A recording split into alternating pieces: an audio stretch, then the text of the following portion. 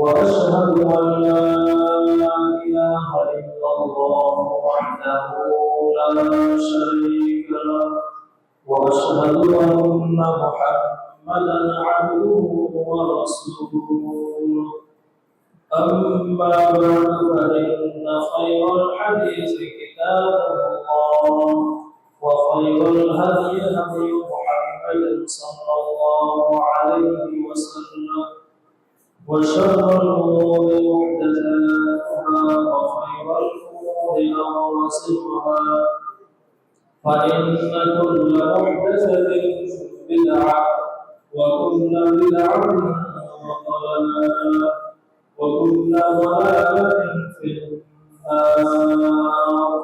أما بعد أعوذ بالله من الشيطان الرجيم. بسم الله الرحمن الرحيم. قل إن الموت الذي تفرون منه فإنه ملاقيكم ثم تردون إلى عالم الغيب والشهادة فينبئكم بما كنتم تعملون. وعن عثمان رضي الله تعالى عنه أنه إذا وقف على قبر بكى حتى يكون ليله فقيل له تذكر الجنة والنار فلا تبكي وتبكي منها. قال رسول الله صلى الله عليه وسلم إن القبر أول منزل من منازل الآخرة فإن نجا منه فما بعده أيسر منه وإن لم ينج منه فما بعده أشد منه. قال رسول الله صلى الله عليه وسلم ما رأيت منزلا قط إلا والقبر أفزع منه. وقال رسول الله صلى الله عليه وسلم إذا فرغ من دفن الميت وقف عليه فقال استغفروا لأخيكم ثم سألوا له بالتسبيح فإنه الآن يسأل. وإن عمر رضي الله تعالى عنه قال رسول الله صلى الله عليه وسلم هذا الذي أمره الله وفتحت له أبواب السماء وشهده 70 علما من الملائكة لقد ثم زلزلت ثم ترجع. সেই মহান আল্লাহ রাব্বুল আলামিনের দরবারে শুকর আদায় করছি যার রাব্বুল আলামিন প্রত্যেক জুমার ন্যায় আজকেও সালাতুল জুমা আদায় করার জন্য অত্র মসজিদে আসার এবং বসার সুযোগ করে দিয়েছেন। সেজন্য মহান আল্লাহ রাব্বুল আলামিনের দরবারে শুকর আদায় করি আলহামদুলিল্লাহ। দুরূদ সালাম বর্ষিত হোক সাইয়্যিদুল মুরসালিন নবীনা মুহাম্মদ সাল্লাল্লাহু আলাইহি ওয়াসাল্লামের উপর। সম্মানিত উপস্থিতি, গত জুমার আগের জুমায় আমরা আলোচনা করেছিলাম কবরের অবস্থা নিয়ে, যে কবরে আমাদের অবস্থা কেমন হবে। তো গত জুমার আগের জুমার আলোচনার সারসংক্ষেপ হলো আমার আপনার আমল যদি ভালো হয় তাহলে কবরে আমার আপনার অবস্থাও ভালো হবে, আর যদি আমার আপনার আমল খারাপ হয় তাহলে কবরে আমার আপনার অবস্থাও খারাপ হবে। মূলত আমাদের আমলের হিসাব নিকাশ এটা কবর থেকেই শুরু। কেন? যদি প্রশ্নের উত্তর না দিতে পারি তাহলে আমার আমল খারাপ, আর যদি প্রশ্নের উত্তর দিতে পারি তাহলে আমল ভালো। এবং কখনই কেউ যদি প্রশ্নের উত্তর দিতে পারে তাহলে কবর থেকেই সে জান্নাতের নিয়ামত ভোগ করতে পারবে। কবরে আছে কিন্তু সে জান্নাতের নিয়ামত ভোগ করতে পারবে। আবার কবরে আছে, কবরে থাকার পরে সে জাহান্নামের আযাব ভোগ করবে কবরে। তাহলে আমরা এই জিন্দেগির আমলের সামারি শুরু হচ্ছে। এবং এই কবর যতটা ভয়াবহ, এর চাইতে আরো বেশি ভয়াবহ হবে কবরের পরের স্টেপগুলো। কবরের পরের স্টেপগুলো আরো বেশি ভয়াবহ হবে। যেমন কিয়ামত, এটা কবরের চাইতে আরো বেশি ভয়াবহ। কিয়ামতের চাইতে আরো বেশি ভয়াবহ হবে জাহান্নাম। এই জন্য আমাদের আরো যদি ভালো না হয়, তাহলে কবর থেকেই আমাদের দুঃখ আর দুঃখ। আর যদি আমাদের ভালো হয়, তাহলে কবর থেকেই আমাদের আনন্দ আর আনন্দ। এমনকি ওই যে ব্যক্তি প্রশ্নের উত্তর দিতে পারবে যে মানে তোমার রবকে, সে যদি বলে রব্বি আল্লাহ, আমার রব আল্লাহ। অপরাধী তোমার দিন কি, সে যদি বলে দীনি আল ইসলাম, আমার দিন হলো ইসলাম। এরপরে 3 নম্বর প্রশ্ন, রাসূলের আকৃতি দিয়ে বলা হবে যে এই লোকটা কি, যাকে তোমাদের উপরে পাঠানো হয়েছিল। এই লোকটা কে, আল্লাযী বিসাফিকুম, যাকে তোমাদের উপরে পাঠানো হয়েছিল, এই লোকটা কে। সে যদি উত্তর দিতে পারে, তাহলে তাকে যখন নিয়ামতের কথা বলা হবে বা নিয়ামতগুলো ভোগ করার কথা বলা হবে, তখন সে বলবে যে এই নিয়ামত ভোগ করার আগে আমি আমার পরিবারের কাছে যেতে চাই। কেন? আমি আমার পরিবারকে জানাতে চাই যে আমি এই কবরের প্রশ্নের উত্তর দিতে পেরেছি, আমি কবরে ভালো আছি, এটা আমার পরিবারকে জানাতে চাই। যখন তাকে বলা হবে যে নাম কানা রাজুল আউস আল্লাযী লা ইউদিহু ইল্লা আহওয়ালিহি ইলাইহি, তুমি ওইভাবে ঘুমাও যে কোন বাসর রাতে স্বামী স্ত্রী যেরকম ভাবে ঘুমায়, আনন্দে ঘুমায়, ঠিক সেরকম ভাবে ঘুমাও। এরপরে তার কবরকে প্রশস্ত করে দেওয়া হবে, তার কবরকে প্রশস্ত করে দেওয়া হবে মাত্তা আসালি, হাদিসের শব্দ মাত্তা আসালি, তার দৃষ্টির সীমা পরিমাণ। অন্য জায়গায় আছে যে তার কবরকে প্রশস্ত করে দেওয়া হবে 70 হাত দৈর্ঘ্য, 70 হাত প্রস্থ। 70 হাত দৈর্ঘ্য, 70 হাত প্রস্থ কবরকে প্রশস্ত করে দেওয়া হবে। এরপরে তার কবরকে আলোকিত করে দেওয়া হবে, কবরকে সুন্দর করে আলোকিত করে দেওয়া হবে। এরপরে ওই জান্নাতের একটা দরজা খুলে দেওয়া হবে, যাতে করে সে জান্নাতের নিয়ামত ভোগ করতে পারে। সুবহানাল্লাহ। তো এই যে কবরের যে প্রশ্নগুলো, এই প্রশ্নগুলো আপনি মসজিদে মুখস্থ করে নিলাম, খতিব সাহেব বলেছেন আমি আপনি মুখস্থ করে নিলাম, একেবারে ভালো করে মুখস্থ যা সব কিছু করে নিলাম। আপনি কবরে গিয়ে উত্তর দিতে পারবেন না। তাহলে উত্তর কিভাবে দিতে পারবেন? উত্তর কিভাবে দিতে পারবেন? এটি রাসূল সাল্লাল্লাহু আলাইহি ওয়াসাল্লাম বলে দিয়েছেন। ফেরেশতারা তাকে জিজ্ঞেস করবে, কাকে? যে ব্যক্তি কবরের প্রশ্নের উত্তর দিতে পারবে তাকে জিজ্ঞাসা করবে, মা ইউদরিকা, তুমি কিভাবে জেনেছো? মা ইউদরিকা, তুমি কিভাবে এই উত্তরগুলো দিতে পারবে? এই যে প্রশ্ন করা হলো, এই প্রশ্নের উত্তরগুলো তুমি কিভাবে দিতে পারবে? কোথায় শিখেছো? কিভাবে জেনেছো? যখন ওই ব্যক্তি বলবে, আমি আল্লাহর কিতাব পড়েছি, এবং আমি এই কিতাবের প্রতি ঈমান এনেছি, এবং আমি এই কিতাবকে শ্রদ্ধা করেছি।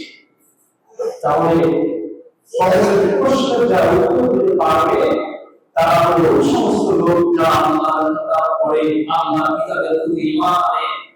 আল্লাহর কিতাব পড়ে মানে এমনি পড়ে, আল্লাহর কিতাবের প্রতি ঈমান আনে, কোরআনের আদেশ নিষেধ ভগবান যা বর্ণিত হয়েছে তার প্রতি ঈমান আনে।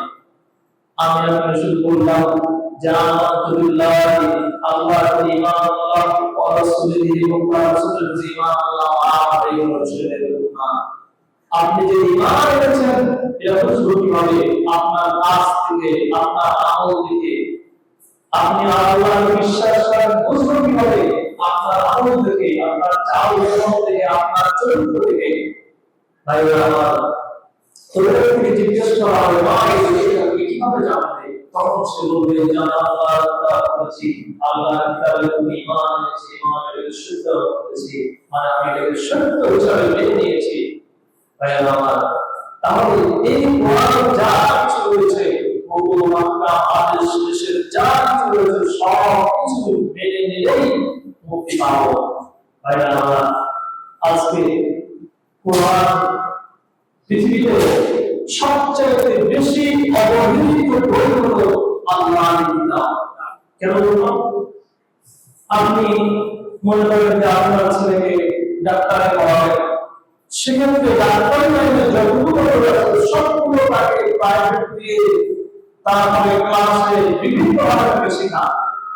অপরদিকে কোরআন ও হাদিস আপনি কি আপনার ছেলেকে পড়ান যে আপনার ছেলে যেন মুক্তি পায়, আপনার ছেলে যেন নাজাত পায়?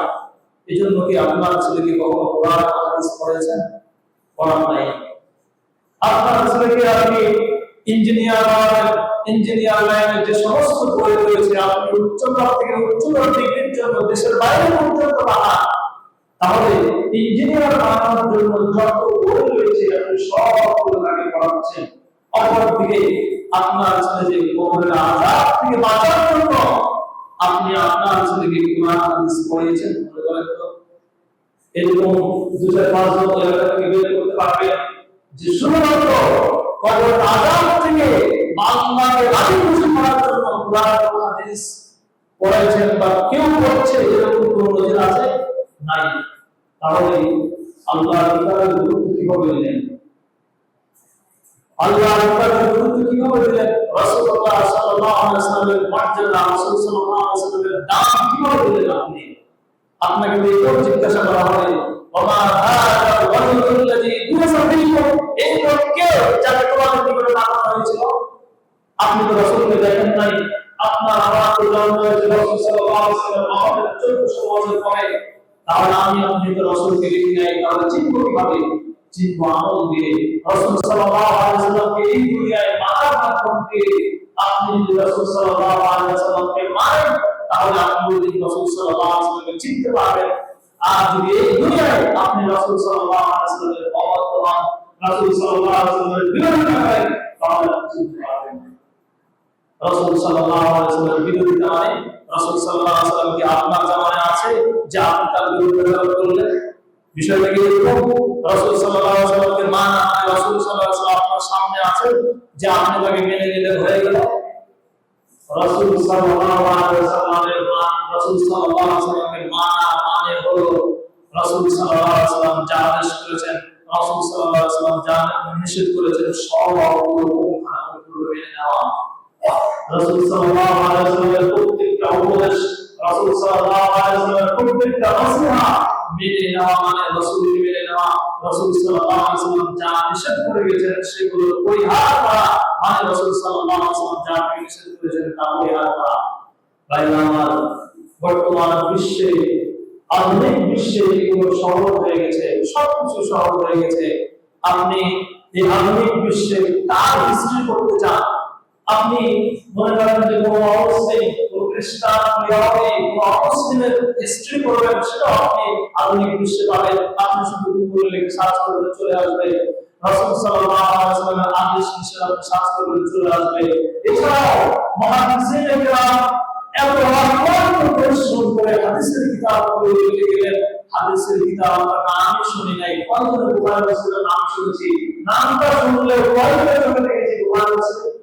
আমরা কয়টা হাদিসের কিতাবের নাম শুনেছি, কয়টা হাদিস চোখে দেখেছি, কয়জন মৌলভী পাওয়া যাবে, হুজুর পাওয়া যাবে যারা এই সমস্ত কিতাবগুলো পড়তে পারে শুধুমাত্র মাদ্রাসা ছাড়া? ভাইরা আমার, তাহলে রাসূল সাল্লাল্লাহু আলাইহি ওয়াসাল্লামকে আমরা মানছি কিভাবে? রাসূল সাল্লাল্লাহু আলাইহি ওয়াসাল্লামকে কিভাবে মানলাম? ভাইরা আমার, এই জন্য আমরা যদি রাসূল সাল্লাল্লাহু আলাইহি ওয়াসাল্লামকে না মানি, তাহলে এই কবর থেকে আমাদের ভোগান্তি শুরু হবে, এই কবর থেকে আমাদের শাস্তি শুরু হবে। এজন্য যারা রাসূল সাল্লাল্লাহু আলাইহি ওয়াসাল্লামের বিরুদ্ধাচরণ করবে, রাসূল সাল্লাল্লাহু আলাইহি ওয়াসাল্লামকে মেনে নিবে না, রাসূল সাল্লাল্লাহু আলাইহি ওয়াসাল্লামের ওয়াদা আদেশকে মানবে না, তারা কবরে বাঁচতে পারবে না। কবরের প্রশ্নের উত্তর দিতে পারে না। ভাইরা আমার, কবর অত্যন্ত জটিল এবং কঠিন জায়গা।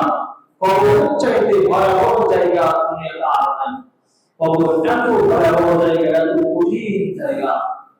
আল্লাহ রাব্বুল আলামিন, আমি আপনি যখন কবরের প্রশ্নের উত্তর দিতে পারবো না, আল্লাহ রাব্বুল আলামিন জমিনকে নির্দেশ দিবেন।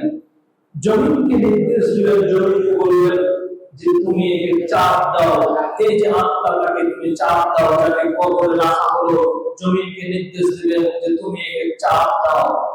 জমিন চাপ দিবে, ফাতাখতালিতু ফীহি আসদারুহু, ফলে তার এক পাশের হাড়টি আরেক পাশে ঢুকে যাবে, এবং এক পাশের হাড়টি আর এক পাশে ঢুকে যাবে। জমিন একবার চাপ দাও। আল্লাহ যাকে ওয়াদা করেন, গাছ বলেন, জমিন বলেন, পানি বলেন, যাকে মানুষ এবং জিন ছাড়া যাকে ওয়াদা করেন, যখন ওয়াদা করেন সঙ্গে সঙ্গে তা পালন করে। তার প্রমাণ কি? এই যে জমিনকে বলা হবে, জমিন তুমি একটু চাপ দাও, জমিন চাপ দিবে। চাপ দেওয়ার কারণে এক পাশের হাড়টি আর এক পাশে ঢুকে যাবে, এভাবে জমিন চাপ দিতে থাকবে। তাহলে জমিন আল্লাহর হুকুম, আল্লাহর আহকাম মেনে চলে, আল্লাহর ওয়াদা মেনে চলে। শুধু মানুষ এবং জিন আল্লাহর হুকুম মানে না, বাকি যা কিছু রয়েছে সব কিছু আল্লাহর ওয়াদা, আল্লাহর হুকুম মেনে চলে। ভাইরা আমার আপনার আঙ্গুল যদি একটা ভাঙে, তাহলে ব্যথা সহ্য করতে পারি না, মেডিকেলে দৌড়াই। আর আমার আপনার এক পাশের হাড়টি যদি আরেক পাশে চলে যায়, আরেক পাশের হাড়টি এই পাশে চলে আসে, তাহলে অবস্থা কেমন হবে? অবস্থা কত ভয়াবহ হবে। আজকে আপনার একটা হাত ভাঙলে আপনি সহ্য করতে পারেন না, ব্যথার ট্যাবলেট খান, ইনজেকশন করেন, আর আপনার এক পাশের হাড়টি যদি আরেক পাশে যায়, তাহলে অবস্থা কেমন হবে? ভাইরা আমার, এজন্য বলছি যে কবর হলো সবচেয়ে কঠিন জায়গা। কবরের মতো ভয়াবহ জায়গা এই দুনিয়ায় আর নেই। কবরের আযাব সত্য, এটাকে যে অস্বীকার করবে সে মুমিন থাকবে না, মুসলমান থাকবে না। কবরের আযাব সত্য। নবী সাল্লাল্লাহু আলাইহি ওয়াসাল্লাম বলেছেন, আযাবুল কবর হাক্কুন, কবরের আযাব হলো সত্য। কাজেই এই কবরের আযাবকে কেউ অস্বীকার করতে পারবে না। আমরা বলতে পারি তাহলে ফেরেশতাদেরকে লোহার হাতুড়ি দেওয়া হবে, ওই হাতুড়ি দিয়ে ফেরেশতা আমাকে আপনাকে পিটাতে থাকবে। কেমন ভাবে পিটাবে? কঠিন ভাবে পিটাবে। হাদিসে তাকিদ দিয়ে বলা হয়েছে, ফায়াজলিমুহু বিহা সারকাতান, ওই যে তাকে লোহার হাতুড়ি দেওয়া হয়েছে, সেই লোহার হাতুড়ি দিয়ে কঠিন ভাবে পিটাবে। আল্লাহ রাসূল সাল্লাল্লাহু আলাইহি ওয়াসাল্লাম হাতুড়িটার বর্ণনা দিয়েছেন, যে হাতুড়িটা কেমন হবে?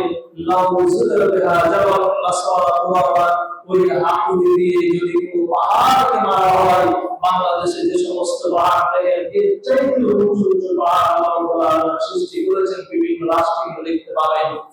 তো এইরকম উঁচু পাহাড়গুলি ওই হাতুড়ি দিয়ে মারা হয়, তাহলে লাসারা ওই পাহাড় ধুলিকণায় পরিণত হয়ে যাবে।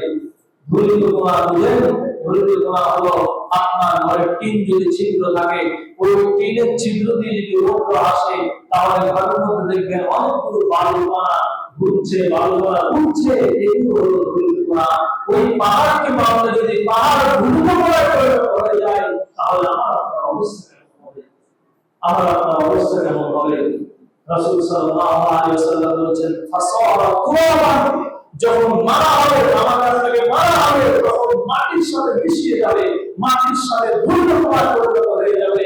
সুম্মা ইউআদু ফীহি রূহ, এরপরে তাকে আবার প্রদান করা হবে।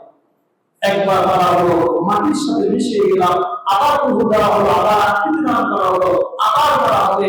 এভাবে কিয়ামত পর্যন্ত শাস্তি চলতে থাকবে যদি আমল ভালো না হয়। এজন্য আমাদের আমলগুলোকে সুন্দর করতে হবে, রাসূল সাল্লাল্লাহু আলাইহি ওয়াসাল্লামের সুন্নাহ করতে হবে। কারণ প্রত্যেকটা আমল, প্রত্যেকটা ইবাদত কবুল হওয়ার জন্য শর্ত দুইটি রয়েছে। এক নম্বর হলো ইত্তিবা সুন্নাহ, সুন্নাহ অনুযায়ী হতে হবে। দুই নম্বর হলো ইখলাসুন নিয়্যা, নিয়ত খালিস থাকতে হবে। আপনি নামাজ পড়বেন কেন? আপনাকে আমি বাজারে বসা দেখলাম, আপনি হয়তো চিন্তা করছেন খতিব সাহেব হুজুর দেখে নিয়েছে, যদি নামাজ না পড়ে তাহলে কেমন দেখায়, তাহলে আমাকে দেখার জন্য আপনি নামাজ পড়লেন। এর নাম হলো রিয়া, লৌকিকতা, লোক দেখানোর ইবাদত। লোক দেখানোর ইবাদত আল্লাহ রাব্বুল আলামিন কবুল করবেন না।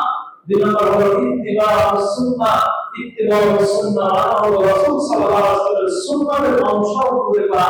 রাসূল সাল্লাল্লাহু আলাইহি ওয়াসাল্লাম যে ইবাদত যেভাবে করেছেন ঠিক সেভাবেই পালন করা। আপনি আপনার মতো করলে সেই ইবাদত আল্লাহ রাব্বুল আলামিন কখনো কবুল করবেন না। আল্লাহ রাব্বুল আলামিনের নিকটে জ্ঞানশীল হবে না। ভাইরা আমার, এজন্য আমাদের প্রত্যেকটা আমল সুন্নাহতে হতে হবে, প্লাস ইখলাসুন নিয়া, নিয়ত খাস থাকতে হবে, তাহলেই আমাদের ইবাদত কবুল হবে, আমাদের আমলগুলো কবুল হবে। ভাইরা আমার, বলছিলাম কবরের আযাব যে সত্য, এটাকে অস্বীকার করলে মুসলমান থাকবে না, মুমিন থাকবে না। কবরের আযাব যে সত্য তার প্রমাণ নেই। হযরত আয়েশা সিদ্দিকা রাদিয়াল্লাহু তাআলা বলছেন, আন্না ইয়াহুদিয়াতান দাখাল আলাইহা, একজন ইহুদি মহিলা আয়েশা সিদ্দিকা রাদিয়াল্লাহু তাআলা তার নিকটে আসলেন।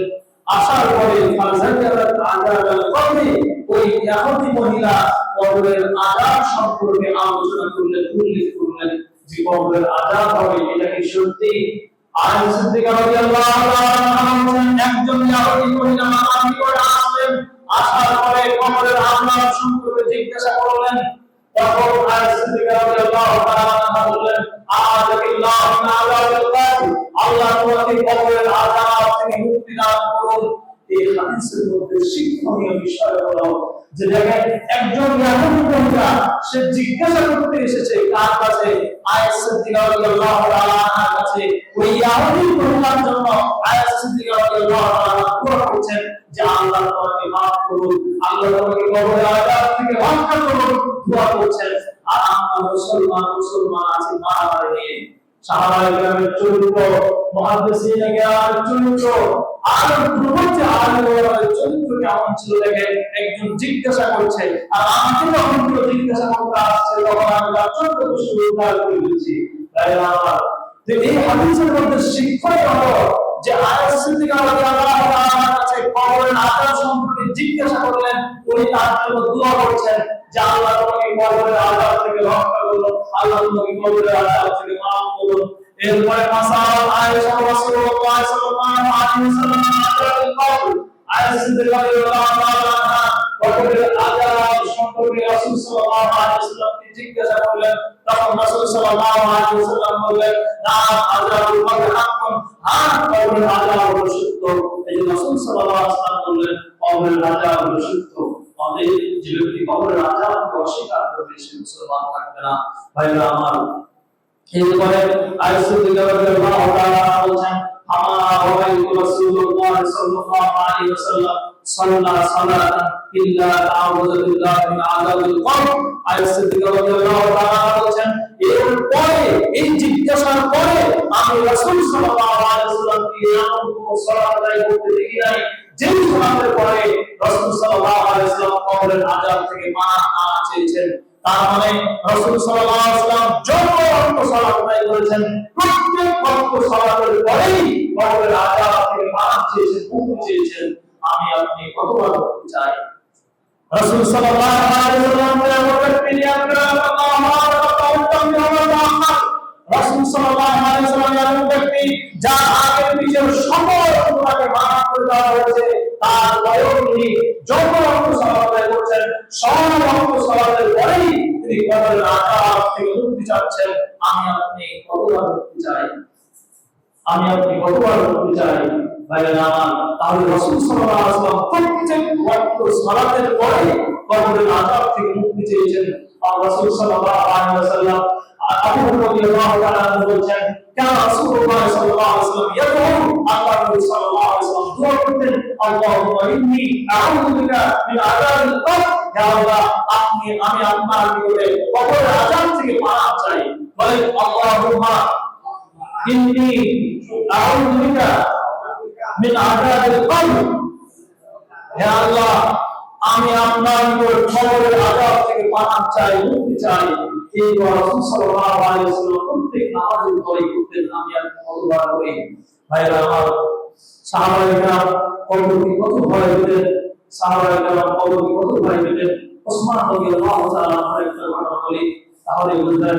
আর ওসমান রাদিয়াল্লাহু তাআলা আনহু যাও বাবা কবর ওসমান রাদিয়াল্লাহু তাআলা তিনি বলেন আন্নাহু ওয়াকাবিল্লা কবর আন্নাহু ওয়াকা কবর। যখন ওসমান রাদিয়াল্লাহু তাআলা কবরের পাশ দিয়ে বিক্রম করতেন, ওই কবরের সামনে দাঁড়াতেন। কবরের সামনে যখন দাঁড়াতেন, যখন তিনি হাত্তা ইয়াবুল্লাহ লিহিয়াহু, তিনি কবরের সামনে দাঁড়িয়ে কাঁদতে লাগতেন। কাঁদতে কাঁদতে তার চোখ দিয়ে পানি বেয়ে দাড়ি ভিজে ভিজে পানি পড়তো। হাত্তা ইয়াবুল্লাহ লিহিয়াহু, লিহিয়াহু মানে দাড়ি, যে তার দাড়ি ভিজে ভিজে পানি পড়ছে, এত অধিক পরিমাণ ওসমান রাদিয়াল্লাহু তাআলা কবর থেকে কাঁদতেন। তখন ফাকিরুল্লাহ ওসমান রাদিয়াল্লাহু তাআলা জিজ্ঞেস করা হলো, তুজকা জান্নাতু ওয়া নারু কি জান্নাত এবং জাহান্নামের কথা হয়, তখন আপনি কাঁদেন না, ওটা কি হয় না, আর আপনি কবর থেকে কাঁদছেন। ওসমান রাদিয়াল্লাহু তাআলা কবর থেকে এত অধিক পরিমাণ কাঁদতেন যে তার দাড়ি ভিজে ভিজে পানি পড়তো। জিজ্ঞেস করা হলো, জান্নাত এবং জাহান্নামের কথা হয়, আযাব এবং শাস্তি আনন্দের কথা বলা হয়, তখন তো আপনি কাঁদেন না, আর আপনি কবর থেকে কাঁদছেন।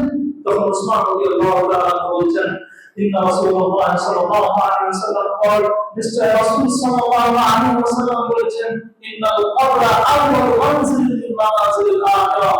ইন্নাল কবরা নিশ্চয় কবর আউয়ালু মানজিলিন মিন মানাজিলিল আখিরাহ। আখিরাতের যে সমস্ত স্থান রয়েছে, মরার পরে যে সমস্ত স্থান রয়েছে, তার মধ্যে কবর হলো প্রথম স্থান, কবর হলো প্রথম জায়গা। আর না জানেন যে মানুষই কবর মুক্তি পায়, যে মানুষই কবর বাঁচতে পারে, তাহলে এর পরে যে সমস্ত স্তর রয়েছে সেগুলো তার জন্য সহজ হয়ে যাবে। আর যদি মানুষের কবরে বাঁচতে না পারে, তাহলে এর পরে যে সমস্ত স্থান রয়েছে তার জন্য সবগুলো ঠিক হয়ে যাবে, জটিল হয়ে যাবে। কবরের পরে ভয়াবহ জায়গা হলো কিয়ামত, তার চেয়ে ভয়াবহ জায়গা হলো জাহান্নাম। কবর যত ভয়াবহ জায়গা, জাহান্নাম তার চেয়ে, কিয়ামত তার চেয়ে আরো বেশি ভয়াবহ।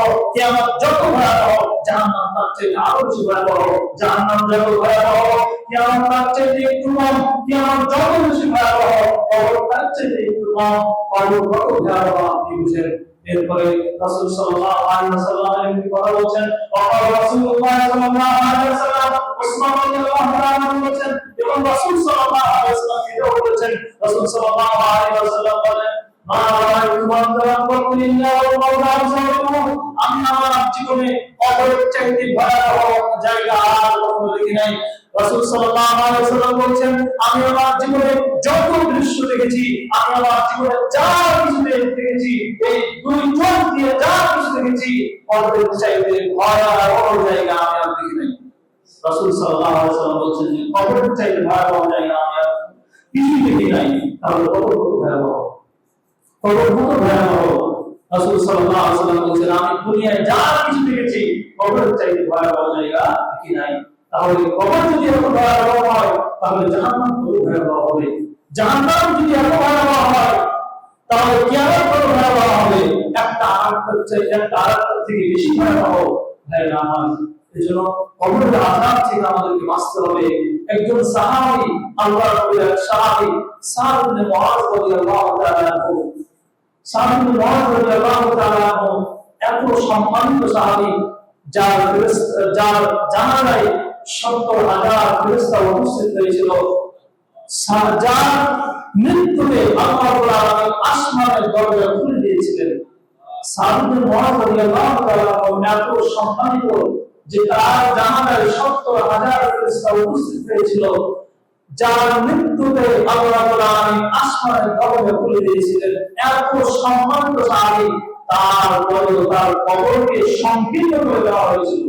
রাসূল সাল্লাল্লাহু আলাইহি ওয়াসাল্লাম দোয়া করেছিলেন, এরপরে তার কবরকে প্রশস্ত করে দেওয়া হয়েছিল। ইবনে ওমর রাদিয়াল্লাহু তাআলা বলেন, রাসূল সাল্লাল্লাহু আলাইহি ওয়াসাল্লাম বলেছেন, আল্লাযী তাআলা আরশ, এই যে ব্যক্তি, সাদ ইবনে মুআয থেকে ইঙ্গিত করছেন যে এই ব্যক্তি, এই এমন একজন ব্যক্তি যে যার জন্য আসমানের দরজা খুলে দেওয়া হয়েছিল, ওয়াশাহিদা ওয়াসাবুরা মিনাল মালায়েকা, এবং যার জানাজায় ৭০,০০০ ফেরেশতা উপস্থিত হয়েছিল, যার জন্য আসমানের দরজা খুলে দেওয়া হয়েছিল। আবার 70,000 ফেরেশতা যার জানাজায় উপস্থিত হয়েছিল, লাকাদ যুম্মা যুম্মাতান, এর পরেও তার কবরকে সংকীর্ণ করে দেওয়া হয়েছিল। এত সম্মানিত সাহাবী, এত মর্যাদাবান সাহাবী, তারপরেও তার কবরটাকে সংকীর্ণ করে দেওয়া হয়েছিল। রাসূল সাল্লাল্লাহু আলাইহি ওয়াসাল্লাম দোয়া করলেন, সুম্মা রুফিআ, এরপরে তার কবরটাকে প্রশস্ত করে দেওয়া হলো। তাহলে আমার আপনার অবস্থা কি হবে? আমরা আপনার মৃত্যুতে, আমরা আপনার জানাজায় কি 70,000 ফেরেশতা দূরে যায়, একজন ফেরেশতা আসবে কোন গ্যারান্টি আছে? আমার আপনার মৃত্যুর সময় আসমানের দরজা খুলে দেওয়া হবে? হবে না। তাহলে কবর কত ভয়াবহ জায়গা, এত সম্মানিত সাহাবী। এখানে হাজার ব্যবহার করা হয়েছে, আপনারা জানেন কিনা জানেন না, হাজার ইসমুল ইশারা। এখানে বলতে পারতেন রাসূল সাল্লাল্লাহু আলাইহি ওয়াসাল্লাম যে হুয়াল লাযী, তিনি হুয়া বলতে পারতেন, কিন্তু হুয়ার ব্যবহার না করে হাজার ব্যবহার করা হয়েছে। এই হাজার দ্বারা তাজিম বোঝায়, সম্মান বোঝায়, যে এই সাহাবী মুহাম্মদ রাদিয়াল্লাহু তাআলা যিনি একজন সম্মানিত সাহাবী, এরপরেও তার কবরটাকে সংকীর্ণ করে দেওয়া হয়েছিল। তাই না?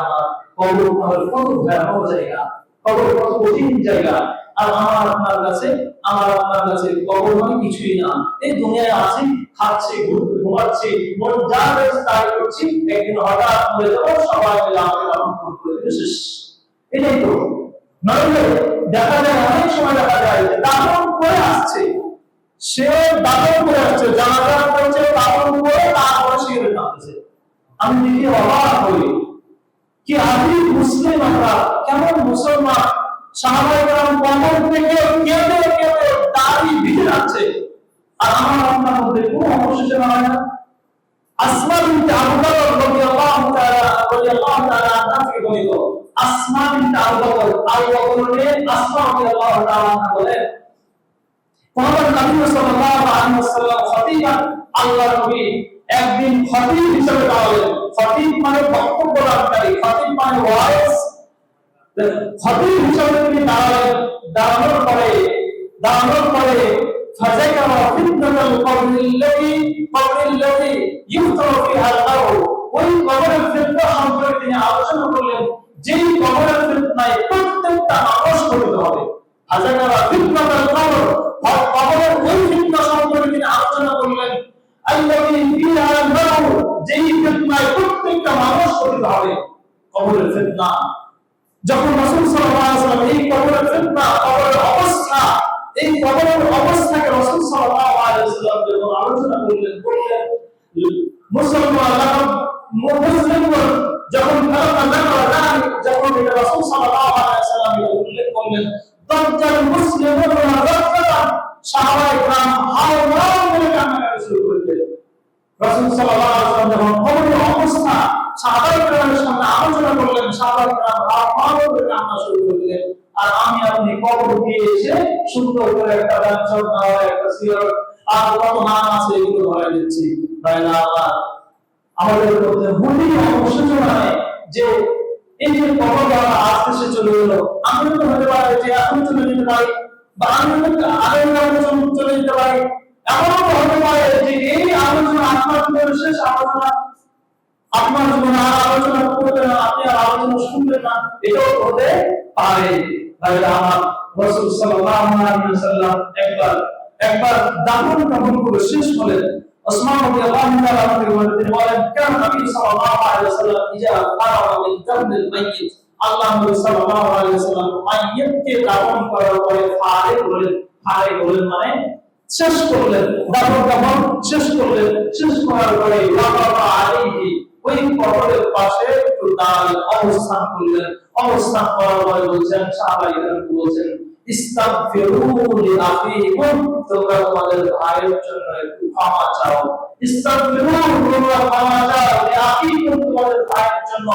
সুম্মা সালুহু বিত-তাসবিহ, অথবা সে যেন অটল থাকতে পারে, সে যেন ঈমানের উপর অটল থাকতে পারে, সে যেন প্রশ্নের উত্তর দিতে পারে, এই জন্য আল্লাহর কাছে চাও। সুম্মা সালুহু বিত-তাসবিহ, আল্লাহর কাছে অটল থাকা চাও, সে যেন প্রশ্নের উত্তর দিতে পারে, সে যেন অটল থাকতে পারে, ঈমানের উপর অটল থাকতে পারে, এটা আল্লাহর কাছে চাও।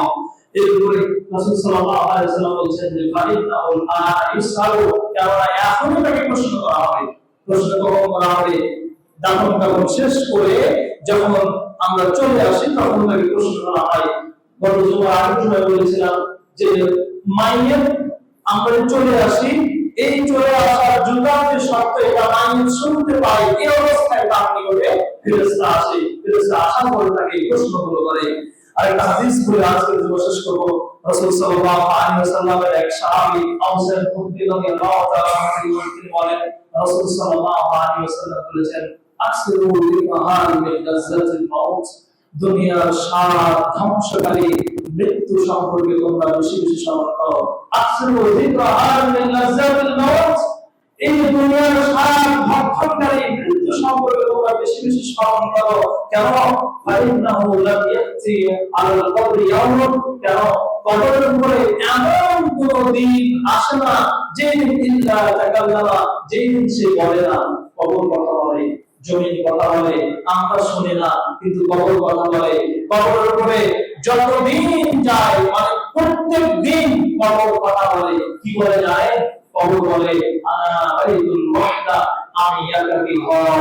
আনা বাইতুদ দুর, আমি পোকামাকড়ের ঘর। আনা বাইতুল গুরবা, আমি অপরিচিত ঘর। আনা বাইতুত তুরাব, আমি মাটির ঘর। এভাবে কবর আমাকে আপনাকে ডাকে আর বলে যে শোনো, আমি হলাম মাটির ঘর, আমি হলাম পোকামাকড়ের ঘর, আমি হলাম একাকী ঘর, আমি হলাম পোকামাকড়ের ঘর। কিভাবে কবর ডাকে আমাকে?